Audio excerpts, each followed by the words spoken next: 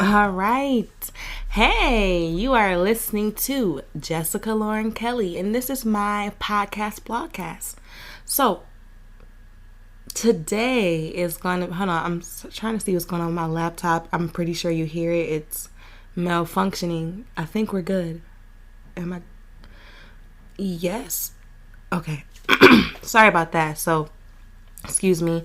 I mentioned in my last video that I was starting from zero, and I mean that in the most honest way ever. I have a very ancient laptop that I'm using to record on, and this laptop has been with me since, when did I graduate college? Like 2016.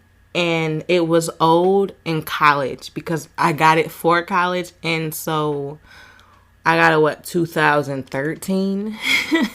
So, for those of you who are super techie, you know how outdated this laptop is. My dream is to get a MacBook Pro, but the MacBook Pro costs pro money that I do not have at this moment.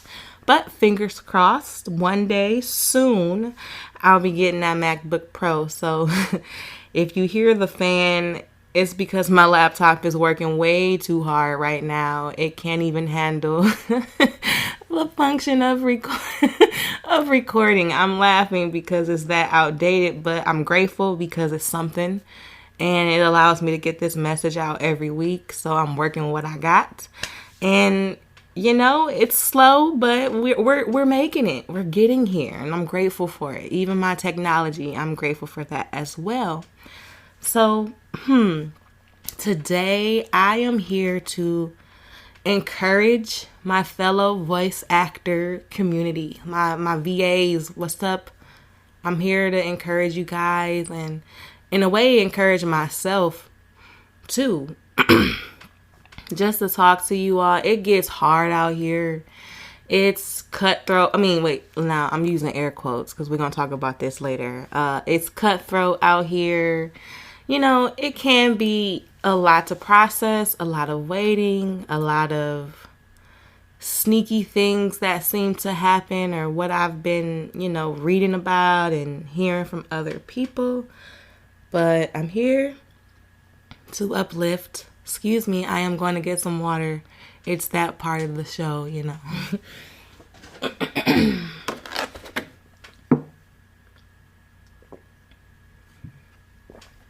I was reading on Twitter, it cracked me up. Somebody had said, like, man, she's always drinking so much water.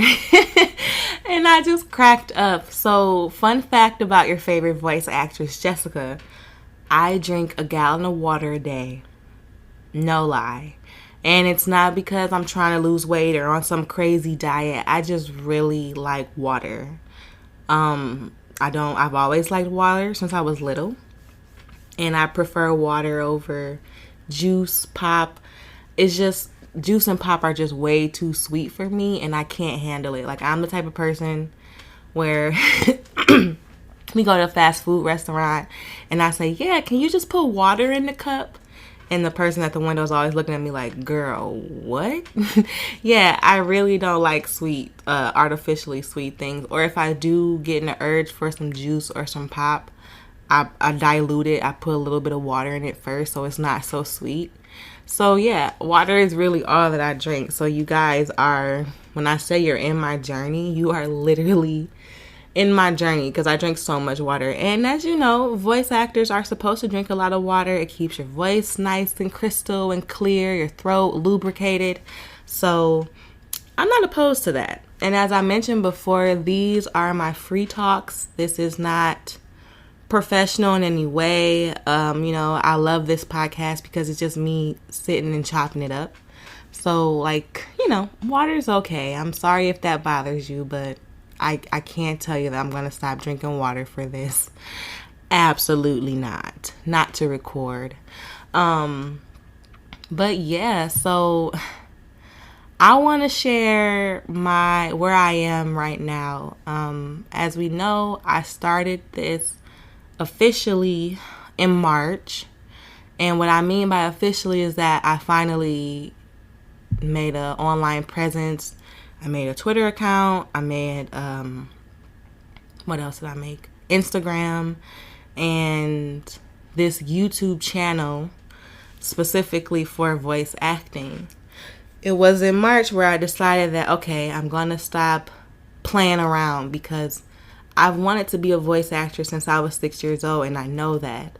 But for the early part of my years, I was told that I couldn't. My mom really didn't support the arts or anything creative in that way.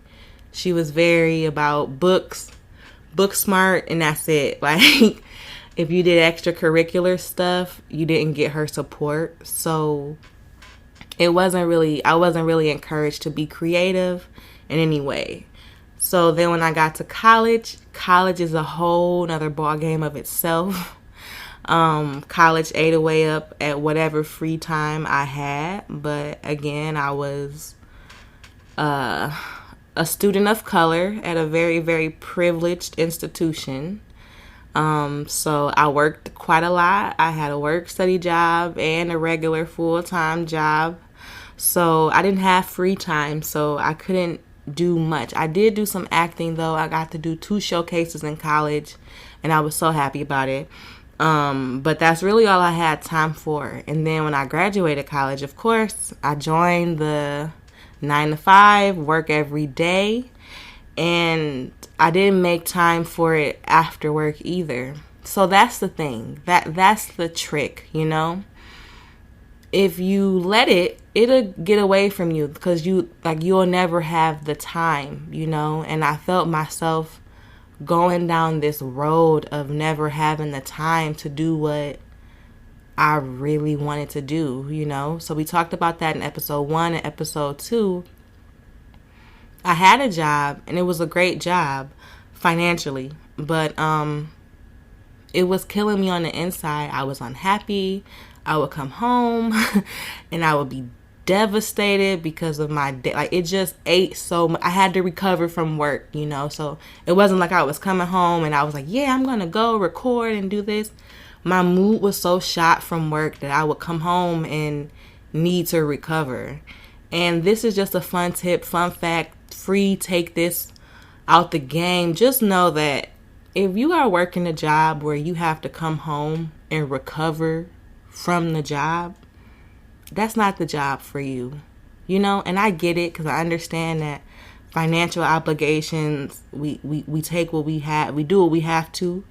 But if there's ever a chance or ever a thought where you're like, yeah, I want to get out of this, please do, because it will eat you alive.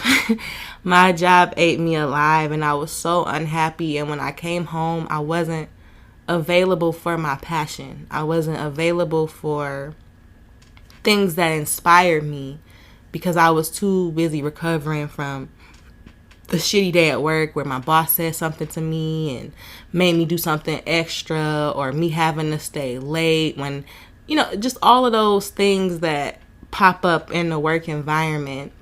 And so, yeah, that's just I followed my own advice because, again, I got sick of missing out on what I wanted to do. And I made a very radical decision to just not work anymore, to just quit my job and to only do what I'm interested in. And I recognize that that's a privilege. Not everybody has that privilege, so I do understand. I'm not saying go to work tomorrow and quit. You know, you have to plan for it. You know, you have to make an exit strategy. You know, save up, work extra hours so you can survive. You know what I'm saying? I get it all into play. I had to make an exit strategy too. And I'm so grateful that I was able to follow it because, again, I am just so happy to be here. I am so happy to have my happiness back, my energy back. And I'm just happy to have the opportunity to do what I love doing. I love talking. I love voice acting. And I'm happy, like, you know, and that's something that I couldn't exchange. But we talked about that before, so I won't go in too much more because I think you all get it by this point, or if not, you should. But voice acting is where it's at, and it can be even the challenges of this industry or in this field that I'm experiencing right now, I feel so good about them. Like, I am not stressed. I'm not pressed about not getting callbacks or auditions and bookings. I'm not even worried about it because I get to act. I get to audition. Like, auditioning is fun for me. So that's the fun. So even if I don't get the job, that's fine with me. Obviously, I want the job. But if I don't get it, I don't beat myself up too much about it because I have fun. I just practice something new. I try something different, you know? So I'm looking at this with like really big, wide open eyes. And I think as a voice actor, you should. I think that's how you should come into the game. Now, some people come in with like, oh, I have this really great voice and everyone's going to hear it and I'm going to get all these auditions and, you know, and that's cool. If that's your mindset, great. You know, it's just not my mindset. Like, I am coming in with wide eyes and I'm so interested in trying everything, you know, because you don't know what you don't like until you try it. And so I look at everything, every audition, even if it's something that I'm not too keen about, you know, you never know. So I mentioned in episode 4 that animation is where I want to be. Animation, of course, but that doesn't mean that I'm not going to audition for other parts that aren't animation. That I'll do radio ads, I'll do whatever, just because it's still exposure and it's experience. And you get to practice using your voice in different ways. So I feel like right now what I've been getting is audio drama roles and ads. And that's fine with me because it helps me build it up and play around. And when I get those animation roles, I got that much more experience. So we talked about in episode 4, I didn't come into this with a lot of things that other voice actors do. I don't have an agent. I'm not a part of a talent agency. I don't have any connections, and I don't have all the money, you know, to just buy my way or buy my place into certain things. So I'm starting pretty ground zero. And I'm okay with it. I love it. I love it here at Ground Zero. And that might sound weird because people will say, girl, you don't got no agent. How you know, hey, I feel like in due time, all of those things that I need and I require will make their way to me. You know, I think starting out, I just had to get started. It was one of those things where if I didn't do it today, I told myself, if you don't do it today, you're never going to do it. And I really had to stop playing. Like I said, okay, you want this, so do it. So I started out with what I have. Again, I'm using outdated equipment, and that's fine. I started out with what I had, and I'm making the most of it. So I say all that to go into this experience that I had recently. And I just want to encourage all of my other VAs to just keep going. It's very frustrating and it can be stressful, but you have to keep going because you never know who is watching. And I know that sounds super cliche, but it's so true. And the only reason I know that is true is because I just had a really interesting encounter, and it was just based on me being me, you know. So I'll share a little bit. So last weekend actually, I was just up and I'm saying, hey, I want to paint my fingernails and I want to watch a movie while I do it. So I clicked a certain movie on Netflix. It's an animation movie, and I clicked it. I have never heard of it. It was just on my recommended, you know, suggestions when you turn on Netflix. And I said, oh yeah, cool, I'll watch. Why? Because I love animation. I don't mind. So I clicked this movie and I really, really like it. Like, I'm so excited about it because there's a black character and she's awesome. Excuse me. And so I'm watching the movie, and I really, it was a feel-good movie. It was cute. I love cute movies. So at the end, I tweet on my Twitter account. I didn't add anybody. I didn't, hashtag or anything. I just tweet and said that I really love watching this movie. So, crazy miraculous thing happens after I tweet without adding someone or hashtagging anything. The producer, the creator, the person who wrote this movie responds to me on Twitter and says my name, first of all. And for those of us in the voice acting community, that's a big deal. You got a noted animation producer calling you by name. Okay. So who thanks me and, thanks me by name on Twitter. So I'm tripping. I'm so excited. I'm trying to play it cool. I'm just like, oh my God, this noted animation producer just called me by my name.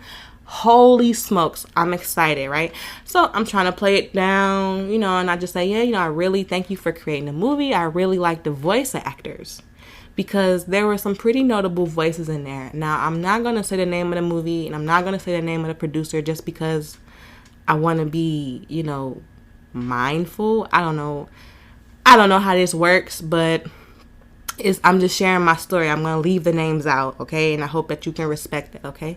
So I was like, yeah, I really like the voice actors. And so this animation producer says, hey, check us out on Instagram because we had some behind the scenes. And behind the scenes are my absolute favorite because that is where I discovered Cree Summer at the age of 6. It was behind the scenes. So I will watch voice actors. I have a thing. I love to watch other voice actors in the booth. Like my favorite one recently has been watching Mandy Moore do Tangled. I replay that. I watch that video way too much on YouTube, but I just love her voice and I just love her. You gotta watch the video. I'll probably put a link in there because that's what I've been watching the past couple of weeks. It's very inspiring to watch other voice actors get in their zone and just, knock it out the park, But anyway, I'm watching the behind the scenes on the Instagram, and this exchange between me and this animation producer went from, something small, like as a simple thank you, and this animation producer kept talking to me. So I'm losing it. I'm so excited and I'm trying to play a real chill, like, okay, like relax. And of course, there was a part of me that wanted to be like, hey, listen to my demo, like wanting to do that. But I didn't want to seem like thirsty or, like it's a hard, as voice actors, that's like a hard line to walk, but I really, at the time in my head, I said, okay, I'm not even going to mention nothing about me. I'm just going to be genuine and, like I'll get, this is not the right time, basically, is what I told myself. And I just was so genuine with the animation producer about it. And he seemed to be really genuine back. So lo and behold, he mentions, hey, we should get you in on the sequel. And I lost it. I absolutely lost it. I told you from the beginning I was already excited, but hearing that, reading that just kind of really made me jump out of my skin. I was so thrilled, and I, had to talk myself down, and I said, okay, look, now this person could just be talking, so don't get too excited. Like, yes, I was excited just at the thought, because this is my dream, of course, but also take it with a grain of salt. We know this is the industry. Nothing is official until paperwork is signed. So, of course, I'm just like, yeah, I thank you. I played it cool. So I told this producer, like, hey, if you're serious, contact me directly so that I know it's real, And I kind of just left it at that. So it was late. I went to bed and I was like, hey, I'm not going to get too excited because you never know. But hey, if it's meant to be, it'll be. So I went to bed with no expectations. I didn't think I was going to hear back, whatever. And I was totally okay with that because my day had been made.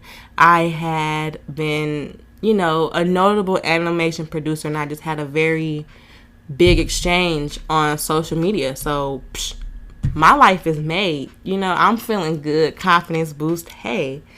So I wake up the next day and I look at my DMs on Instagram, and there is noted animation producer.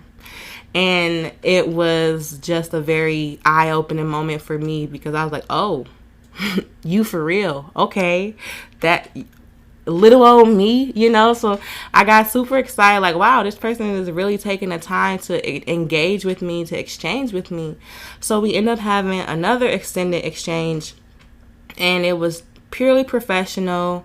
I learned a lot about the film, and I was able to make a connection because, now whether or not this person, whether this person gets a sequel and we do a sequel together, great. But even if we don't, let's say this project blows up and we don't, I just realized that I was able to get the attention of someone notable and have an exchange with them.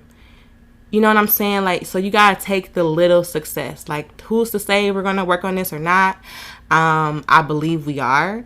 But even if not, like, you have to look at the small victories. Like the fact that I was able to get this producer's attention purely off of nothing. Like, I don't even know how this producer got me on Twitter, you know what I'm saying? But I appreciate it. And I say all that to say is just be authentic, just be genuine, just be honest, because you never know who is reading what you put out there. And I only have 30 something followers on Twitter. So when I talk on Twitter, I am talking to myself most of the time.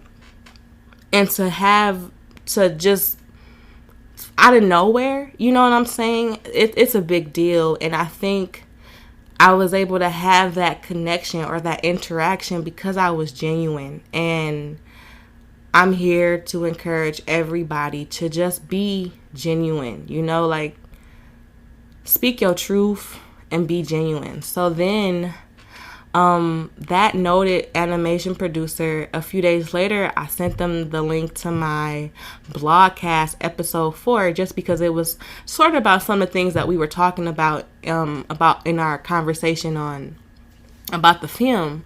So I said, hey, like, this is kind of off of what we were talking about. Can you take a listen, please? This person actually did, you guys. Like, what? So it was that interaction that really showed me a different side of the industry. So I know I mentioned earlier about, how the industry can be cutthroat, how it's rude. I'm not in the industry for real. I don't know. There's levels to it, and I'm at level 1. But this interaction showed me that there is a different side. And I'm a firm believer that you get what you put out there, meaning that I want a genuine connection. I want to work with producers who are, genuine about their work, come with a passion, like kind of like me. I come here with a passion and intent.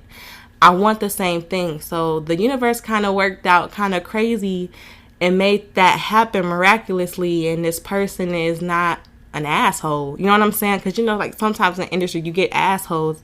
And this person was like completely genuine and completely human. Like, that's a human thing. And sometimes we get this mindset that the industry is an industry and they're not human, like it's, but that's not, I saw firsthand that that's not exactly true. So I'm here and I'm going to continue to just lean on the fact of I'm going to be genuine and I'm going to put my energy out there of what I want. And believe it or not, it will happen in the most miraculous way. So yeah, shout out to that noted animation producer with a really great movie that's doing really well on Netflix. Shout out to you. Shout out to you for your interest in me. Shout out, just great. I'm grateful, I'm thankful, and I'm excited, looking forward to working with you. And thank you for listening to my podcast. Again, I don't have that many followers on YouTube, and when I promote these things, I'm talking to myself. But again, it's that intent of this is going to reach the right ears.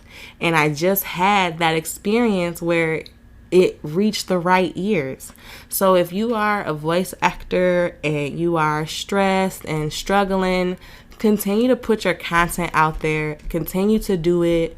I know it gets hard because you probably talking to yourself and nobody supports you and nobody is listening, but you never know who is watching, and you never know who might be interested in you. And so as long as you keep your passion and your genuineness up, doors will open.